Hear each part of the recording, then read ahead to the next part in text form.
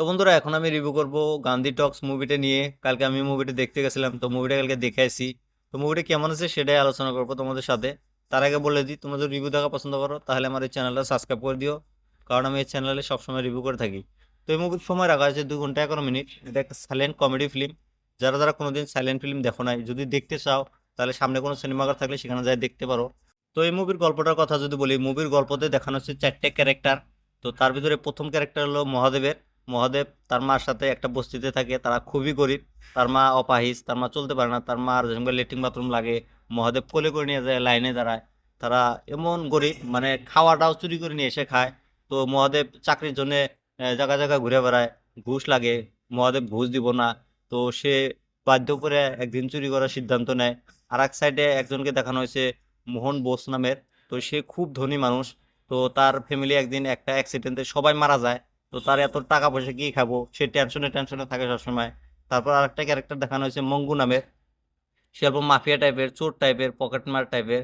তো 3টা ক্যারেক্টার আর হলো বিজয় সেতুপতির একটা গার্লফ্রেন্ড দেখানো হয়েছে। তো 4টা ক্যারেক্টারের ভিতরে সম্পূর্ণ মুভিটা দেখাইছে।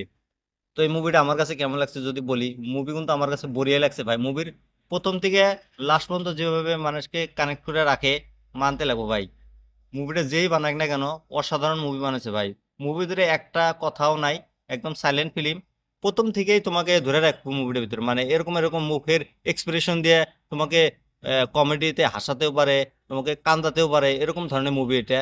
তো এই মুভিতে বিজয় সেতুপতি মহাদেবের ভূমিকাতে অভিনয় করছে। বিজয় সেতুপতি অসাধারণ অ্যাক্টিং করছে ভাই। এত সুন্দর অ্যাক্টিং করছে, তার যে এক্সপ্রেশন মুখের, তার চুরি করার ভাব, সে ভদ্রমী ভাব, মানে সে কমেডি দেখানোর চেষ্টা করে, ইমোশনাল, সব কিছুতে সে টপ ক্লাস ছিল ভাই। এই বিজয় সেতুপতি আর হলো এই ধনুষ, এই 2টা ক্যারেক্টার এমন ক্যারেক্টার, যে কোনো রোল দাও তাদেরকে সেটাই করে দিব। তারপরে যে ইসে আছে মোহন বোস নামের ব্যক্তিটা, ওর নাম হলো অরবিন্দ স্বামী। সে কিন্তু খুব ভালো অ্যাক্টিং করছে। সে একটা ধনী ঘরের ব্যক্তির অভিনয় করছে, অসাধারণ অ্যাক্টিং করে দেখাইছে সে। তার ইমোশনাল সিনগুলো যে দেখাইছে, অসাধারণ ভাই। তারপর অদিতি দেরি মেয়েটা, সে বিজয় সেতুপতির গার্লফ্রেন্ড হয়, সে খুব ভালোভাবে অ্যাক্টিং করছে। তারপরে জাভেদ মঙ্গু, সে অল্প কমেডি টাইপের ছিল। তো সে একটা মাফিয়া টাইপের। তো তার কমেডি ভালো লাগছে। বাকি এই মুভিতে লাস্টের যে ক্লাইম্যাক্সটা আছে, দেখলে গেলে তোমরা কান্দে হেলাবে, এমন ক্লাইম্যাক্স দেখাইছে।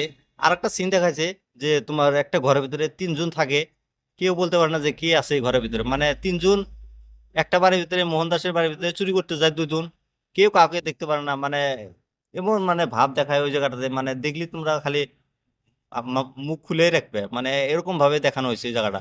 মুভির সিনেমাটোগ্রাফি কিন্তু খুবই ভালো হয়েছে।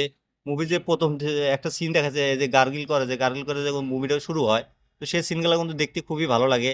তারপর একটা সিন দেখাইছে ম্যাগের উপরে ক্যামেরা নিয়ে যে সিনটা দেখাচ্ছে, সেই সিনটা কিন্তু অসাধারণ ছিল।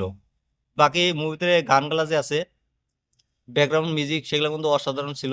এই যে এই মুভিতে বিজিএম সাউন্ড দিচ্ছে তোমার হলো এ আর রহমান। তো এ আর রহমানের বিজিএম সাউন্ড মিউজিক সবকিছু টপ ক্লাস ছিল। সাধারণ একটা মুভি দেখলাম।